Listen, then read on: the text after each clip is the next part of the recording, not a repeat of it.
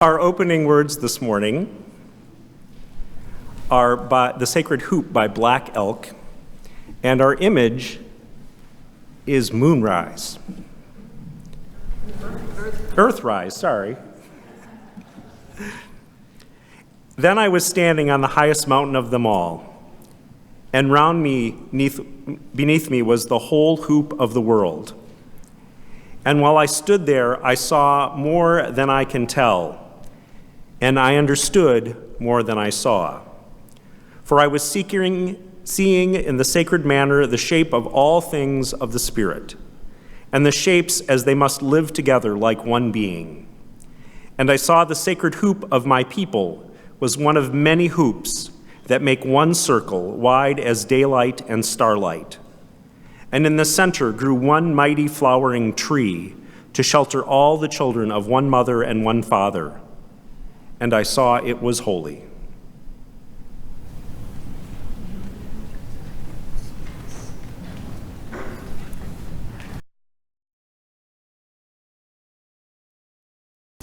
There is pleasure in a pathless woods by Lord George Byron.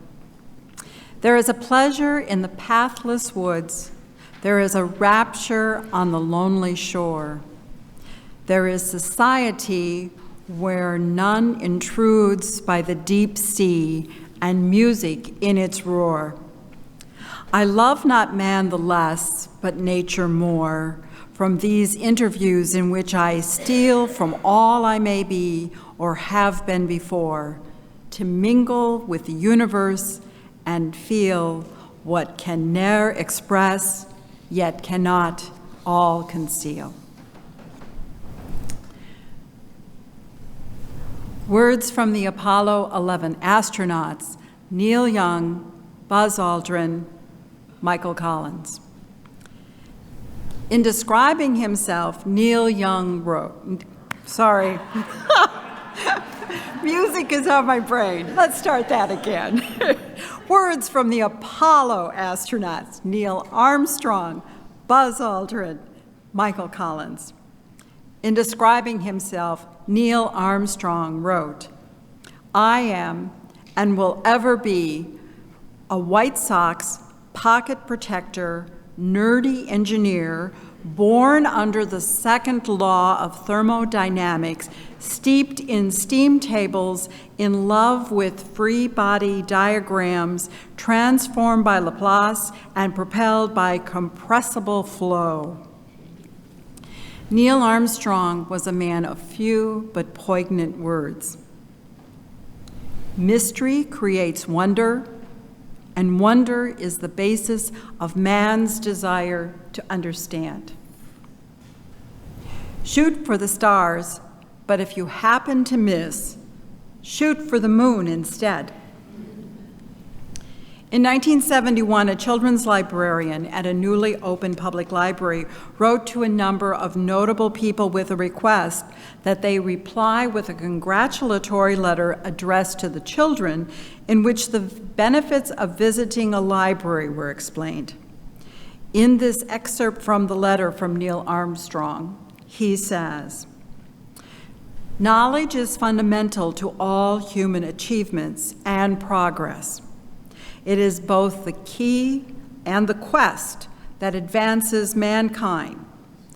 The search for knowledge is what brought men to the moon, but it took knowledge already acquired to make it possible to get there. How we use the knowledge we gain determines our progress on Earth, in space, or on the moon. Your library is a storehouse for the mind and the spirit. Use it well." While Buzz Aldrin's description of the moon, setting foot on it was like walking on moist talcum powder, was not particularly memorable, these words from an interview he did 5 years ago on the 45th anniversary of the Apollo moon landing are, "My first words of my impression of being on the surface of the moon that just came to my mind were magnificent desolation. the magnificence of human beings, humanity, planet Earth, maturing the technologies, imagination, and courage to expand our capabilities beyond the next ocean, to dream about being on the moon, and then taking advantage of increases in technology and carrying out that dream. Achieving that is a magnificent testimony to humanity. But it is also desolate. There is no place on Earth as desolate as what I was viewing in those first moments on the lunar surface, because I realized what I was looking at towards the horizon and in every direction had not changed for hundreds, thousands of years. Beyond me, I could see the moon curving away, no atmosphere, black sky. Cold. Colder than anyone could experience on Earth. When the sun is up, but when the sun is up for 14 days, it gets very, very hot. No sign of life whatsoever. That is desolate. More desolate than any place on Earth. And finally, the real author of the three astronauts, Michael Collins, in this excerpt from Flying to the Moon, an astronaut story. I will never forget how beautiful the Earth appears from a great distance, floating silently and serenely with a blue and white, like a blue and white marble against the pure black of space. Tiny, your arm held at arm's length can blot it out.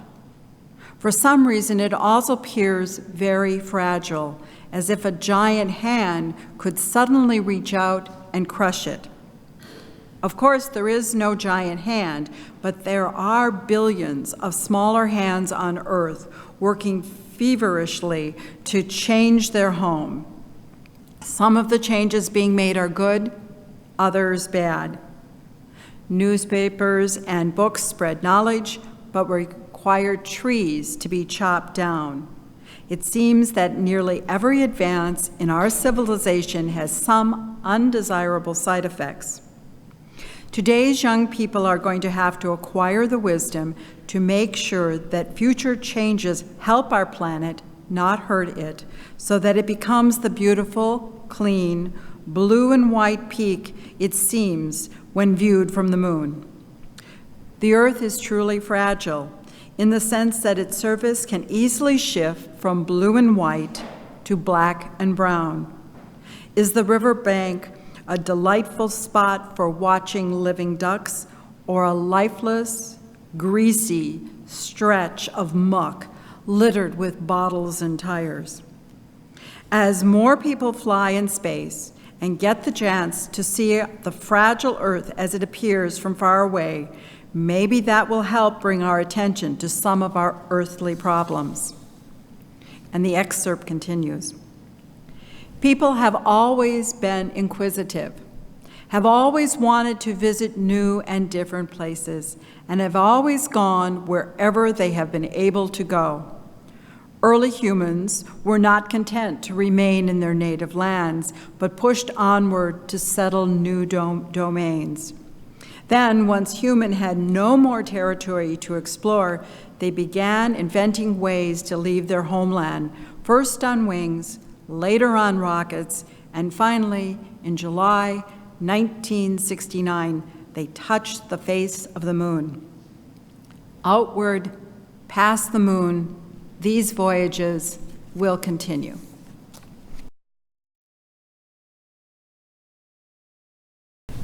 This slide is a picture of the painting back there.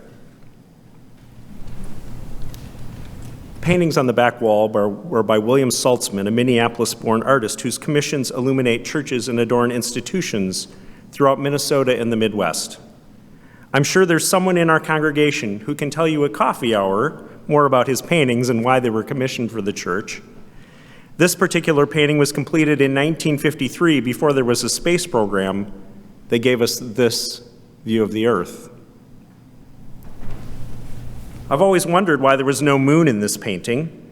It does remind me of the moonrise image or earthrise image from Apollo 8. It appears like Michael Collins' description. I will never forget how beautiful the Earth appears from a great distance, floating silently and serenely like a blue and white marble against the pure black of space. This image was taken July 16, 2015. The moon was new. Its familiar near side facing the surface of the planet Earth was in shadow, but a million miles away, the Deep Space Climate Observatory spacecraft's camera captured this view of an apparently full moon crossing in front of a full Earth. In fact, seen from the spacecraft's position beyond the moon's orbit and between the Earth and the sun, the fully illuminated lunar hemisphere is the less familiar far side of the moon. Only known since the dawn of the space age, the far side is an incredibly rugged and pockmarked, mostly devoid of dark luminaria that sprawl across the moon's perpetual Earth-facing hemisphere. The stark contrast between the small gray-hued moon, magnificent in its desolation, versus the lively and more colorful Earth dominated by blue water, swirling clouds, and smaller, obscured land masses, both the painting and the photo are indeed beautiful, right? I am a space geek. I was 6 years old when Apollo 11 landed on the first men on the moon 50 years ago. Many historians consider it the most significant historical event of the 20th century. So it's not surprising that I can remember it even more clearly, the birth of my own brother Ed, who was coming home from the hospital that same day. He was born just 2 days before the launch. And as I was researching for this service, I realized the Apollo program wound up just after my sister Missy was born. And my other sister, Teresa, was born during the Apollo 15 mission. I think I hardly noticed that my mother was gone. In terms of remembering where you were when it happened moments in my life, Apollo 11 is one of the few bright spots. Others, like 9/11 or the invasions of Iraq, both times, in Afghanistan, a myriad of disasters, both natural and man-made, Nixon's resignation, or Trump's improbable victory, are tinged with sadness and sometimes even anger. I guess, to be fair, it was a proud day to be an American when Barack Obama was elected president, but even that landmark has been diminished with the disappointing political maneuvering of the last 10 years. I have to say it's been a frustrating week to finalize a message. I feel a little like Garrison Keillor talking about Lake Wobegon. The political world is not pleasant. I'm not particularly proud of everything going on in our country at this moment.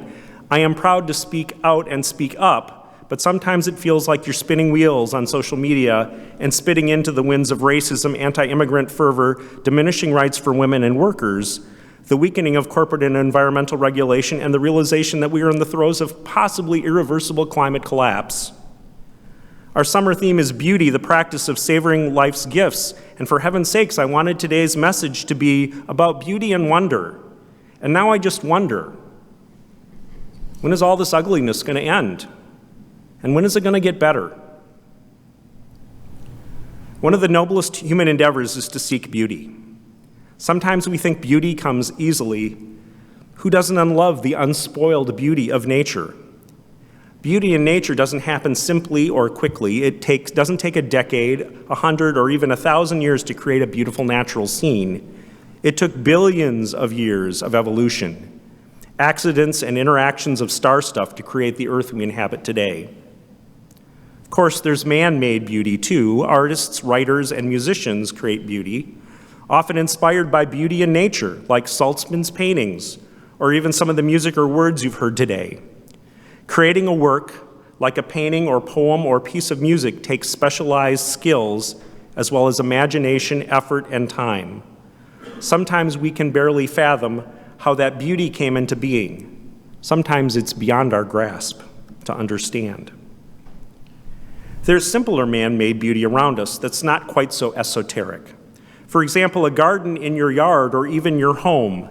This beauty is not as often as difficult to create, but it can be harder to maintain.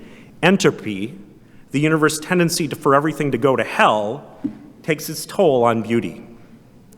In the case of your garden in your yard, you have an idea of what you want to see or plant, or you have someone develop a plan for you. Next, you dig, plant, fertilize, water, and mulch. Then you have to weed it and maintain it and mulch again. And finally, you clean it out at the end of the season and then start over again the next spring. It takes a lot of work to maintain beauty. Now think of your home. There's a beauty about your dwellings. We surround ourselves with furnishings, appliances, and belongings that we like, sometimes even treasure, or maybe just things that we find useful. We assemble them in a way that pleases us, and we live in that space. But in the living, we again encounter entropy. Things get soiled, broken, worn, and then we have to clean, repair, and maintain that beauty on a somewhat regular basis, right? Otherwise, that beauty disintegrates. Maybe this is what's wrong with our country. We haven't worked hard enough to maintain it. We're not so much battling bad policies and politicians as we are battling entropy. It's been 50 years since Apollo landed a man on the moon, and we all cheered, not just Americans, but the whole world, as Michael Collins writes. Neil, Buzz, and I went on an around-the-world trip visiting 22 countries because we traveled to the moon in peace for all mankind. We expected to be greeted as friends, and we were. But I thought people would say, well, you Americans finally did it. But instead, everywhere we went, we heard, we did it. All over the globe, people rejoiced that humans had broken gravity's hold and had walked on another piece of our universe. They felt part of the adventure, and I was amazed by their broad, inclusive, and seemingly unanimous viewpoint. After the flight, some people thought, now that we've done that, let's get on with other more important matters. Why spend all the money on space when we have so many problems on Earth?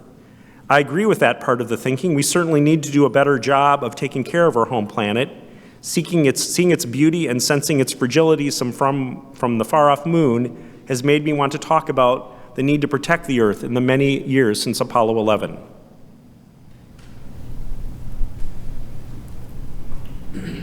It's not just our Earth that needs maintaining. There is much unrealized work of the 1960s. Poverty, racism, feminism, and the environmental movement, these have all suffered from entropy, as has belief in science and even our space program.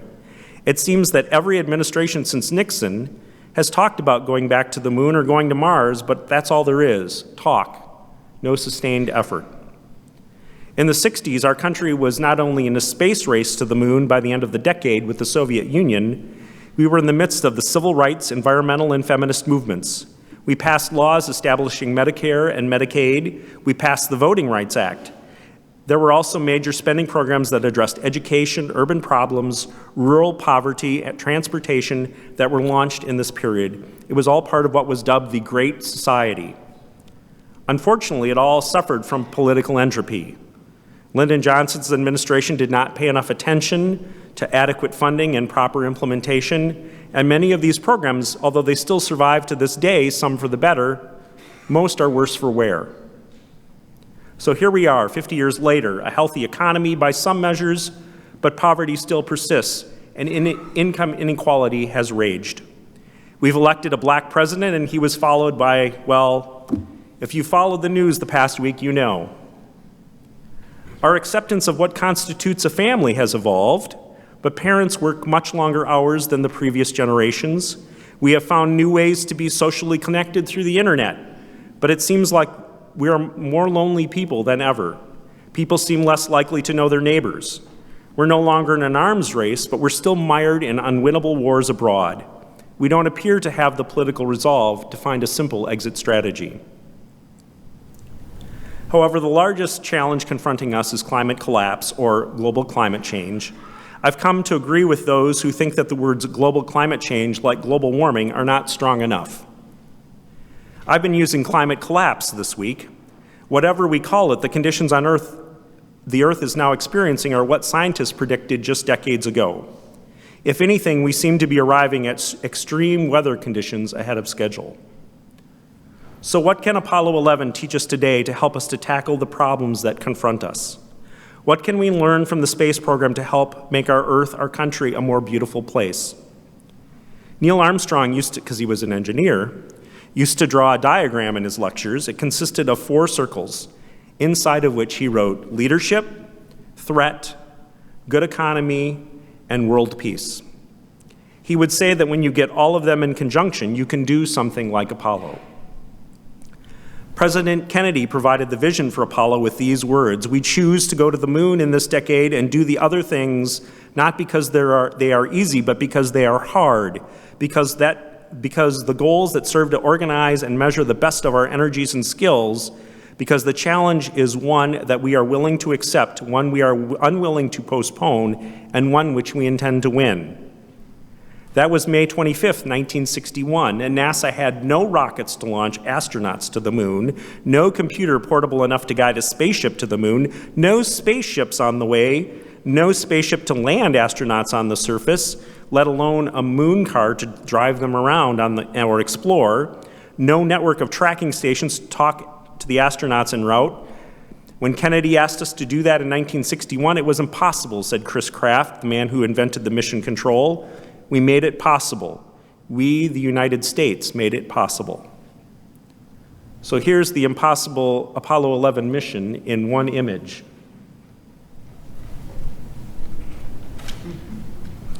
"10,000 problems had to be solved to get to the moon. Every one of those challenges was tackled and mastered between May 1961 and July 1969.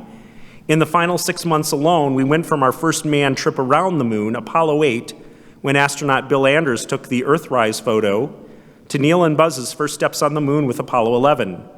Maybe that doesn't sound impossible to you, but there was no lunar module on Apollo 8. It was the first manned space launch of the massive Saturn V rocket. The astronauts, the nation, the world flew to the moon because hundreds of thousands of scientists, engineers, managers, and factory workers unraveled a series of puzzles, often without knowing whether the puzzle had a good solution. They solved it. To my 6-year-old eyes, and probably the rest of the world, that solution was beautiful. How did they do it? What can we learn from?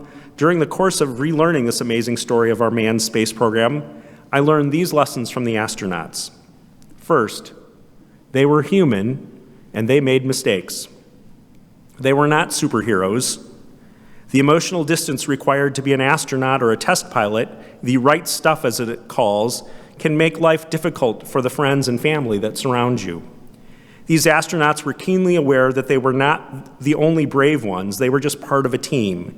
They also realized you didn't have to be best friends with the people you worked closest with. The 3 Apollo 11 astronauts were dubbed amiable strangers, men who respected and treated each other with kindness, but they allowed each other the space, no pun intended. They trusted each other as well as the thousands who helped them get to the moon and back. They always expressed gratitude and spoke of their accomplishments as we, not I.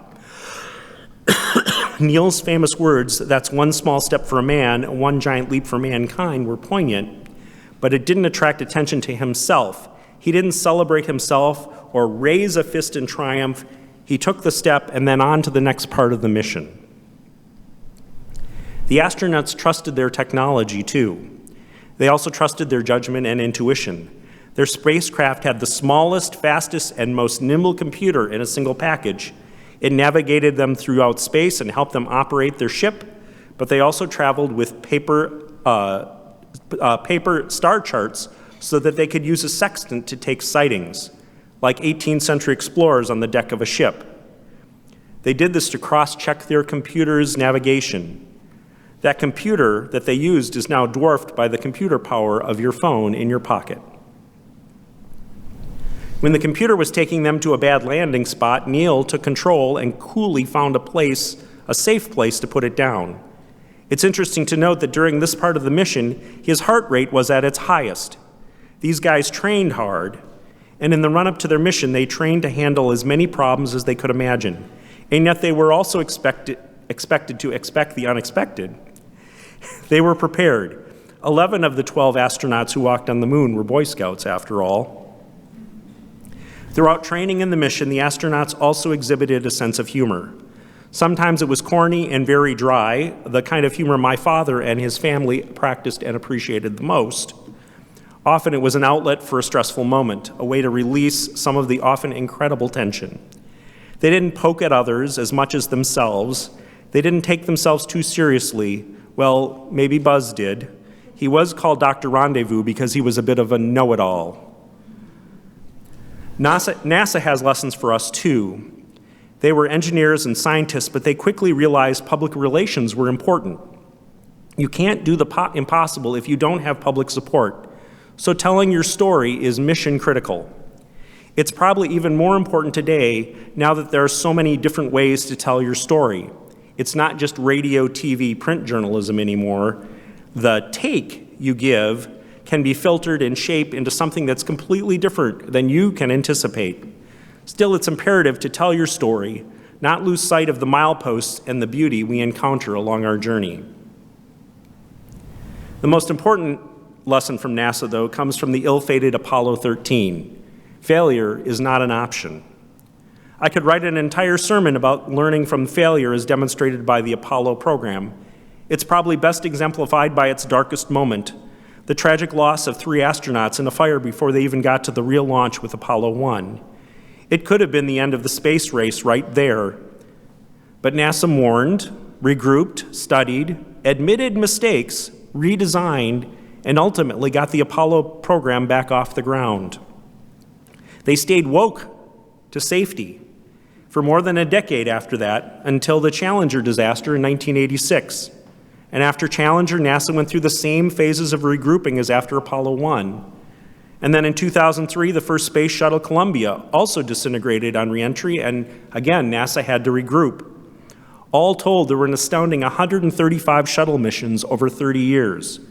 Each of those disasters, after each of those disasters, many called for an end to manned spaceflight travel, but NASA persisted. Part of the magic of Apollo missions was that they are born as an all-out effort and bitter rivalry against the Soviet Union. However, it ended up uniting the world in awe, joy, and appreciation in a way it had never been united before and has never been united since. At no point in the 1960s was everybody on board. Many called it a moondoggle, and on the eve of the launch of Apollo 11, civil rights protesters led by the Reverend Ralph Abernathy marched on Cape Kennedy. They called for the nation to address poverty and lingering civil rights issue. No, Apollo didn't solve those issues, but I'm not sure it made them worse either. Apollo 11 left behind footprints on the moon and a sign that read, "Here, men from the planet Earth first set upon the moon, July 1969, and we came in peace for all mankind." The story of Apollo holds echoes and lessons for our own era. A nation determined to accomplish something big and worthwhile can do it even when the goal seems beyond our reach, even when the nation is divided. Kennedy said of the Apollo mission that it was hard. We were going to the moon precisely because doing so was hard, and that it would serve to organize and measure the best of our energies and skills, and measure the breadth of our spirit as well. In the end, Apollo 11 not only left man's first footprints on the moon's magnificent desolation, but it also left beautiful, indelible footprints on our history. As Neil Armstrong said, "Shoot for the moons, but if you happen to shoot for the stars, or shoot for the stars, but if you happen to shoot for the moon, happen to miss, shoot for the moon instead." I think we should shoot for the stars, whether it's ending our dependence on fossil fuels, solving climate collapse, or going to Mars. We have to ask this question: what kind of footprint should we leave?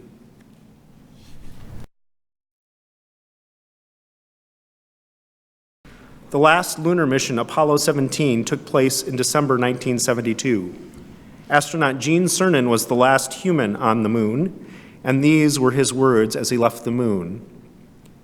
"As I take man's last step from the surface, back home for some time to come, I'd like to say what I believe history will record, that America's challenge of today has forged man's destiny of tomorrow. As we leave the moon, we leave as we came, and God willing, as we shall return, with peace and hope for all mankind." Have a good week.